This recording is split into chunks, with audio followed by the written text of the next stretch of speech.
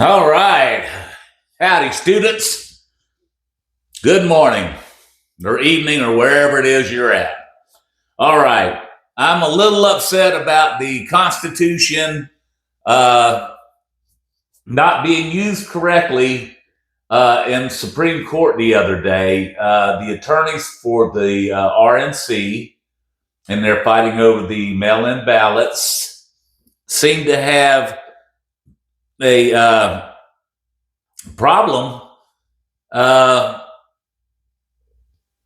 and could have used the Constitution. I'm going to show you what he could have used to had a slam dunk, and it would have been all across the board, 9 for 9 to stop mail-in voting after voting day. Okay, it comes under this thing called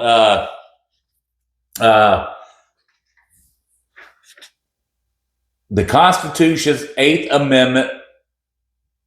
Okay, I want you to read all this crap.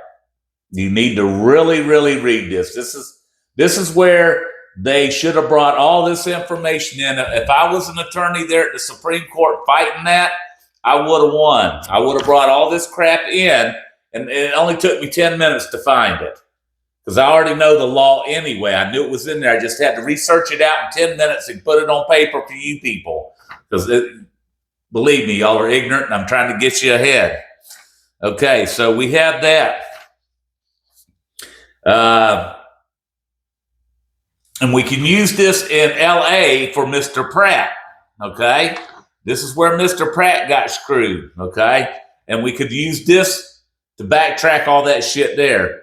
The 8th Amendment to the United States Constitution protects against imposing cruel and unusual punishments. Now we're going to go over that. That's not a very broad term. It's very narrow, and I'm going to show you how narrow it is to where we could have stopped this counting after Election Day. But the ignorant attorneys that we have on this planet seem to not know much of anything about the Constitution. Like I told y'all in the beginning, my family wrote the laws for Britain, Wales, England. They've used it for thousands of years. Most other countries have adopted it. We brought the Howell trials from England, the laws there, to here. We were framers of the Constitution. My family wrote the Constitution. So I know more about the Constitution than any other person on the planet because it came from my family bloodline. Okay? The phrase in this amendment originated in the English Bill of Rights of 1689, drawn up by my bloodline and family.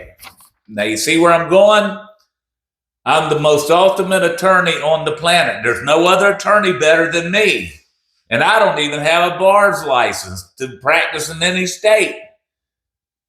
But I know more than them. I could go in and win a case without a law license, but they would say you're not a lawyer, so we can't listen to you. That's kind of insane on its own. Because as a citizen, I should be able to go and speak my grievances to the Supreme Court. I should be able to be a character witness to the crap in this world that happens here in the United States, the garbage crap. I should be able to go into the court, just like any other time, and be a character witness for how crappy shit is. But I can't do that because I'm not allowed to preach shit without a fucking degree. And I told you what my degrees are. 7 of them make something to wipe my ass with. That's called educated ignorance. I don't need educated idiots. Okay? So we're going to go over the cruel and unusual punishment that Mr. Pratt got. Okay, we're going to go over this, what Mr. Pratt got here. Okay, it says cruel and unusual punishment is a phrase in common law describing punishment that is considered unacceptable due to the suffering, pain, or humiliation it inflicts on the subjected to the sanction of the person. Okay? And here we go with that. typically includes punishments that are arbitrary. We're going to get to that word arbitrary. It's very well defined. It's very narrow. It's not broad. So we get that point here. So the punishments that are arbitrary, unnecessary, or overly severe, okay? Cruel and unusual punishment were first used in the 1689 English Bill of Rights. My family wrote those, okay? They were later also adopted in the United States in the Constitution, okay, by the 8th Amendment to the United States Constitution, ratified 1791, and then the British Leeward Islands, 1798. No one shall be subjected to torture or to cruel, inhumane, or degrading treatment or punishment. Degrading treatment, okay? Stick with that. All the stuff I'm pointing out is for Mr. Pratt, okay? He was degraded treatment, okay? In the United States, the 8th Amendment of the United States Constitution states that cruel and unusual punishments shall not be inflicted upon anyone. Again, Mr. Pratt. There are then 4 principles by which we may determine whether a particular punishment is cruel and unusual, because we're going to show that they were punishing Mr. Pratt in California for winning. Okay, and then we get to all this collecting after voting day to embarrass him. We're going to get to that point too. Okay, we have here at the bottom one of the 4 things. The essential predicate is that punishment must not be its severity be degrading to human dignity. Dignity, okay? Especially torture. But it's kind of a verbal torture. It's also another torture when you're in a race, like voting race for office, and you're leading out the butt, and all of a sudden voting day stops, and then after that you're losing. Okay, that to me I consider degrading to human dignity. Stick with this. We're going to go through all of these words I keep pointing out to you. All right, here we go with humiliation. Mr. Pratt was humiliated on television globally by these people, okay? So we're going to show you here exactly what all these words and meanings are, okay? Humiliation, this was thrown upon Mr. Pratt. Humiliation is the abasement of pride, which creates mortification. He got a lot of that, or leads to a state of being humbled or reduced to lowliness or submission.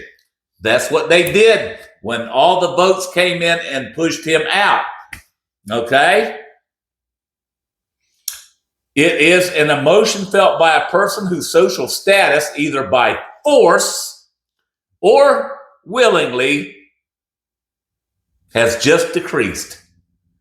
Doesn't that sound like Mr. Pratt? Okay, we're going to go through some more stuff that sounds like Mr. Pratt. And has to do with voting after Election Day, which it should be at the end of Election Day at midnight. Okay? And we're going to show how that should have happened. But the lawyer didn't bring all this shit in. See, I would have brought all this shit in.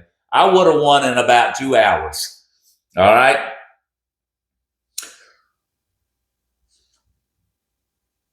All right, here we go. We also, it can be brought about through intimidation. They intimidated him. Physical or mental mistreatment. We don't know if I don't think I actually witnessed any of that. Or trickery. Trickery as in ballots coming in after Election Day. That is trickery. Okay, that's in here. Part of the 8th Amendment. That's why it should stop. All right. And then humiliation must involve other persons. Karen Bass, Nithya Raman, Gavin Newsom. All right. Though not necessarily directly or willingly. Excuse me. So what that means, they were not willing participants, but they had to follow the Democrats. They couldn't go outside the Democratic Party. So that's where we get into directly or willingly. Not necessarily directly or willingly, excuse me.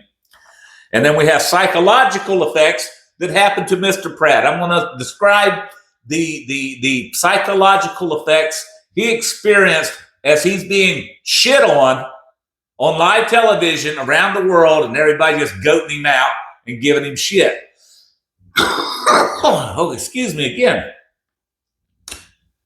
Okay, it states that such as post-traumatic stress disorder, the loss of status, the losing a job, or being labeled as a liar or discredited unfairly. Does this sound like Mr. Pratt? Again, we go to, it also can lead to new insights, activism, and new kinship with marginalized groups. And then when it is outwardly directed against Mr. Pratt, humiliated fury unfortunately creates additional victims, often including innocent bystanders, which are the people that voted for him, people that don't want Karen Bass or Nithya or Gavin. Okay, that's where we get into those psychological effects. All of these got crap load more pages. This is 1 of 5. All right, read all 5. Here we go. Here's another thing here, dignity. Mr. Pratt's dignity was lost and trampled on the whole time he ran for office. This is also in the 8th Amendment that you are not supposed to be doing. You cannot do this. Right here, dignity. Dignity is the right of a person to be valued and respected for their own sake and to be treated ethically. Again, ethically. That's not counting votes after Election Day. Okay? In this context, it is of significant in morality, ethics, law, and politics. It's all written in here. I mean, the shit is easy to find. And as an extension of the Enlightenment era, concepts and inherent inalienable rights, the term may also be used to describe personal conduct, as in behaving with dignity. He behaved with dignity, and y'all trampled it for him. Okay? This is called the Latin concepts of dignitius, variously translated as worthiness or prestige, because he had prestige as a Republican candidate that was winning until they turned it around after voting day ended, okay? Modern use. Here's modern use. Okay. English speakers often use the word dignity. In politics, it can be used to critique the treatment of oppressed and vulnerable groups and people. Again, the Democrats doing stupid shit. Again, dignity. To the worth of human beings. Okay, well, dignity also has descriptive meanings pertaining to the worth of human beings in general. The term has various functions and meanings depending on how the term is used and on the context of it. All right? In ordinary modern usage, the word denotes respect and status. He did not get no respect. He had status, but they pushed him down. Again, a violation of the 8th Amendment of the Constitution. You can't do this after voting day. This attorney that was in the Supreme Court is an idiot. Okay? However, it is rarely defined outright in political, legal, and scientific discussions. But it is now because I'm bringing it up. Okay? Dignity also tends to connotates the features of self-contained serenity of a certain inward calmness. Okay?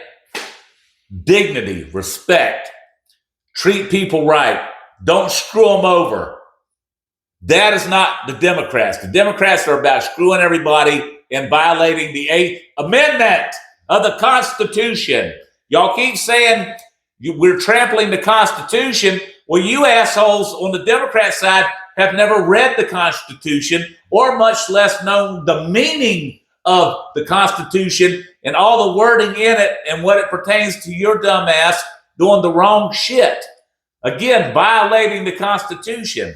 Just like you did when you wanted to keep slavery and started the Confederate War. Okay? We're still here on another word, abuse. It's also in the 8th Amendment. You can't do this. And I want to read these out for you too, but you need to read through all the papers. You need to do this homework or you're going to still be stupid. Abuse. Abuse is the act of improper usage or treatment of a person or thing, often too unfairly or improperly gain benefit. They improperly gain benefit by voting after election day. Everything I'm pointing out, this fucking lawyer, excuse my language, this lawyer could have found it, but he's ignorant.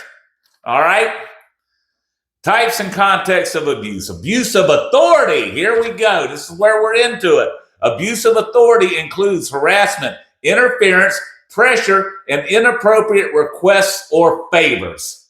That's where they're telling all their little buddies to screw him over. Okay, you can't, that's abuse of authority. Abuse of discretion.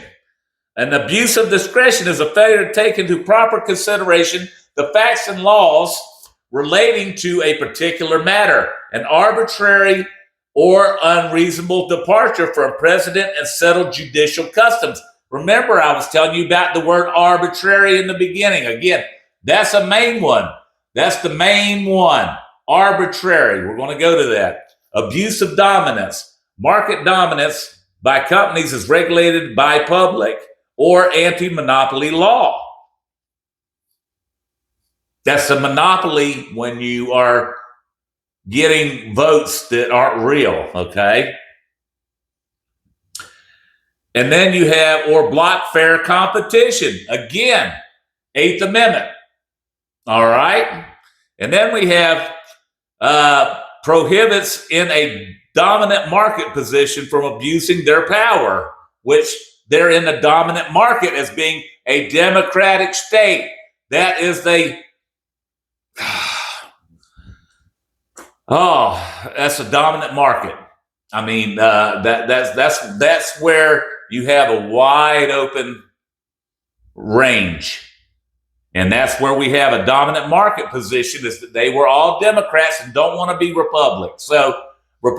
So we have a dominant market of Democrats, okay? All this crap's in the 8th Amendment that was violated that this ignorant attorney can't find, or refusing to deal with others. Does that sound familiar? They're not dealing with others. They're wanting to put others in bad shape by collecting shit after.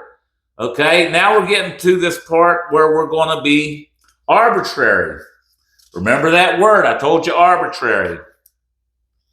This is the definition of that word. All right, Wikipedia, it's free. And I'm going to read it out to you too. So you actually get it all in here, okay? Arbitrariness is the quality of being determined by chance, whim, or impulse, and not by necessity, reason, or principle. It is also used to refer to a choice made without any specific criterion or restraint. That explains itself, what the Democratic Party did. Arbitrary decisions are not necessarily the same as random decisions. For example, during the 1973 oil crisis, Americans were allowed to purchase gasoline only on odd number days if their license plate was odd, and on even number days if their license plate was even. I remember that. I used to sit in my car with my dad in the 70s on odd day because our tags started with the odd number. So we had that to live with. And then the system was well defined and not random in its restrictions. However, since license plate numbers are completely unrelated to a person's fitness to purchase gasoline, it was still an arbitrary division of people. Similarly, school children are often organized by their surname in alphabetical order, a non-random yet arbitrary method, or at least in cases where surnames are irrelevant. All right, again, it's all right here. Free. Wikipedia. It's been there for years. Y'all just ain't even looked it up. You don't even care. You more worried about a little spinner in your hand or a fucking video game. Ah! Okay. Ignorance is a video game. That's utter ignorance. Okay. Here's the second page. I had to print all the pages out because I got a little bit of everything on each page. All right. We got it at the bottom here, and then we got it at the top. So I'm going to go over these for you here. Kind of get you to understand this. Arbitrariness is also related to ethics, which we don't have in the Democratic Party. There's no ethics. The philosophy of decision making. They make bad decisions. Even if a person has a goal, they may choose to attempt to achieve it in ways that may be considered arbitrary. Again, keep remembering the word arbitrary. It's a very broad thing here. All right. Okay. Rationalism holds that knowledge comes about through intellectual calculation and deduction. All right. Many rationalists apply this to ethics as well. All decisions should be made reason and logic, not via whim or how one feels what is right. Does that sound familiar? Not whim or how one feels that is right. That's called woke shit. Woke doesn't work with the Eighth Amendment. The Eighth Amendment throws woke out the window. It throws everything out the window. When you apply the Eighth Amendment to the shit they should have done at the Supreme Court the other day. They didn't do it. I'm very pissed off. So here we go. We got one more page here.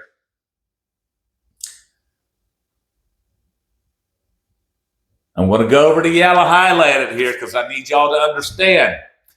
All right. An arbitrary legal judgment is a decision made at the discretion of the judge, not one that is fixed by the law. Okay? In some countries, because we have a fixed law, it says, oh, you can vote after election day, or because if you have pre-election voting, it can also apply to after election voting, election day voting. No, that don't work. Here it tells you it does not work. It don't work. It stops that shit. Okay? It says it can't be used, not one that is fixed by law. In some countries, a prohibition of arbitrariness is enshrined into the Constitution from my family's shit. Okay? Article 9 of the Swiss Federal Constitution theoretically overrides even democratic decisions in prohibiting / stopping arbitrary government action. Arbitrary, it means stupid shit. That's what that definition, that word is. Stupid shit. It means you can't do stupid shit and say it's right when you can look at it and say it's wrong and know it's wrong. Okay, all right? It says the U.S. Supreme Court has overturned laws for having no rational basis, just like the one about no rational basis on why you are counting votes after election day. Okay? That's where this attorney screwed up, okay? No rational basis. The U.S. Supreme Court has overturned laws for having no rational basis. Again, they could have overturned this. We can go back and overturn it now. A recent study of the U.S. asylum, if I was in there, I'd be having it overturned. So a recent study of the U.S. asylum system suggests that arbitrariness in decision-making might be the cause of large disparities in outcomes between different adjudicators, which are judges, a phenomenon described as refugee roulette. Do you understand? You pick a judge that wants to let you stay here in the United States instead of deporting you. That's what that is. Refugee roulette. It depends on who judge you go in front of. So you try to ship as many little Mexicans to judges in certain areas that will green light your ass. Yes, sir, you look like you need to stay here and get shit for free. Yep, you're good. Here, let's sign. No, you can't do that. It tells you right here. And Article 330 of Communist Russia Penal Code defines arbitrariness as a specific crime. It's a crime to be ignorant in Russia, okay? And now they'll put you in prison for a long-ass time. But with a very broad definition encompassing any actions contrary to the order presented by communist law. So that means at any point in time in Russia, you can be locked up for just thinking stupid, acting stupid. But here in the United States, we have the 8th Amendment, and that should have been what they used, and everything that I just showed you should have been used in the Supreme Court. Now, see, if I had a law degree in the state, I could go up there and fight this and overturn it in about 2 hours. But nobody's coming and talking to me. I just sat back and watched y'all's dumbasses for 55 years, and it's amazing y'all can actually breathe. It's scary, but all right, we're going to catch you again on the next video, and we're going to talk about something cool. I'll throw something up in the air, and we'll try something funky. We'll do some funky shit next time. All right, y'all have fun. See you on the next video.